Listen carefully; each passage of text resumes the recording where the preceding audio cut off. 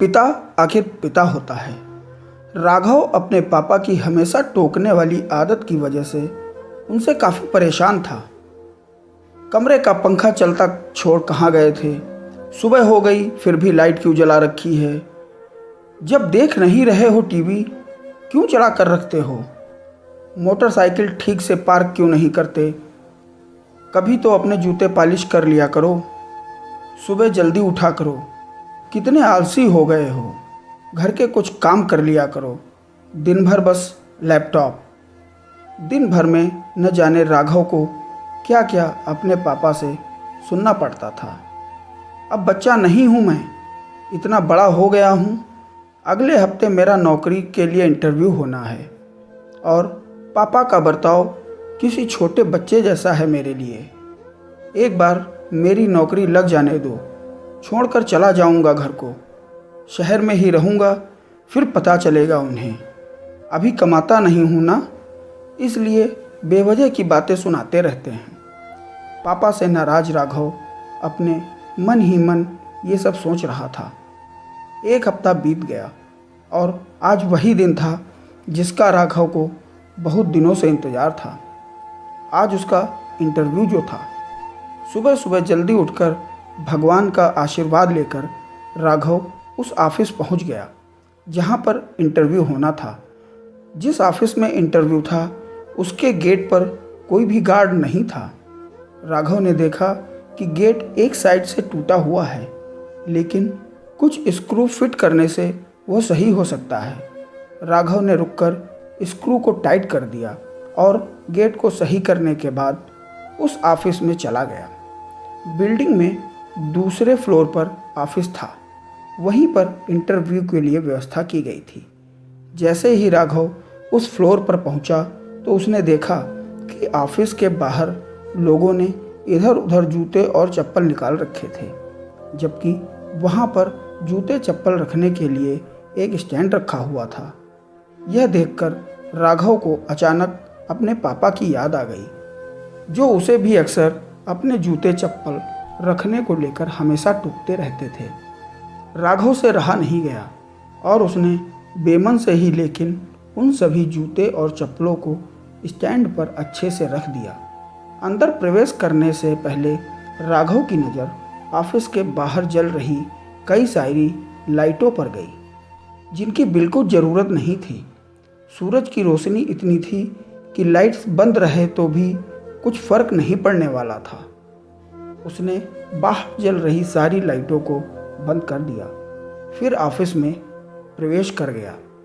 राघव ने देखा कि ऑफिस में 30-35 कुर्सियां रखी थी, लेकिन आगे की 7-8 कुर्सियों को छोड़कर बाकी की कुर्सियां खाली हैं और उन कुर्सियों के ऊपर लगे 2 पंखे बेवजह ही चल रहे हैं। उसने फिर अपनी आदत के अनुसार दोनों पंखे बंद कर दिए और बाकी फालतू पड़ी कुर्सियों को एक के अंदर एक रखकर साइड में रख दिया और वहीं पर बैठकर अपना नंबर आने का इंतज़ार करने लगा। एक के बाद एक सभी कैंडिडेट्स का इंटरव्यू होने के बाद जब राघव का नंबर आया तो वो थोड़ा सा नर्वस लेकिन बिना डरे इंटरव्यू लेने वाले के पास पहुंचा।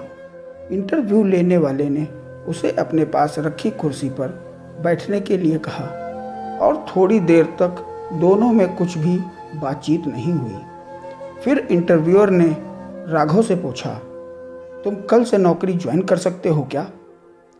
राघव की कुछ समझ में नहीं आ रहा था कि यह उसके नौकरी पक्के होने की कंफर्मेशन है या फिर कोई सवाल।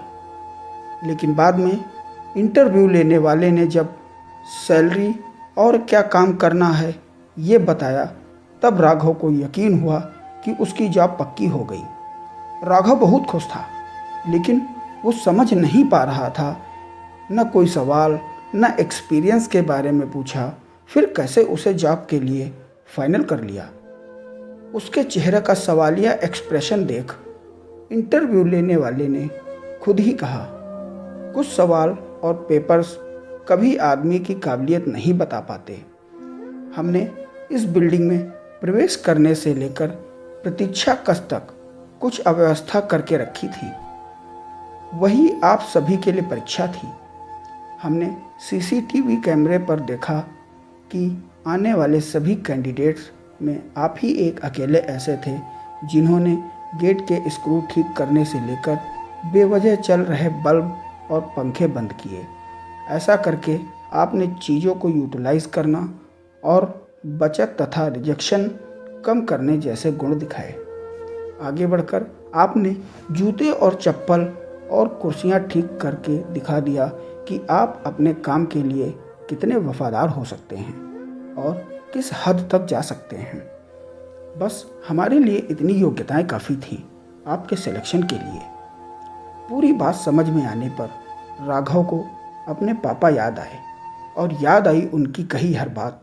लेकिन अब उसके मन में कड़वाहट नहीं थी, क्योंकि उसे आज समझ में आ गया था कि पापा ने उसके लिए उसी मूर्तिकार का किरदार निभाया था जो अपनी मूर्ति को सुंदर और कीमती बनाने के लिए उस पर कितनी बार छेनी और हथौड़ी चलाता है और चोट की चिंता नहीं करता।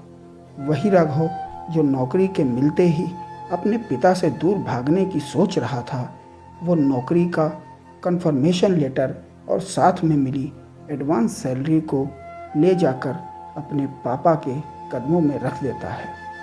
उनसे माफ़ी मांगते हुए कहता है कि पापा मुझे माफ़ कर दीजिए, मैं आपको समझ नहीं पाया।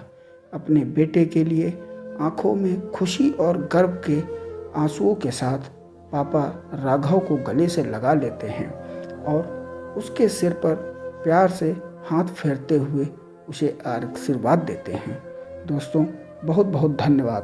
प्लीज़ हमारे चैनल को सब्सक्राइब ज़रूर करें। धन्यवाद।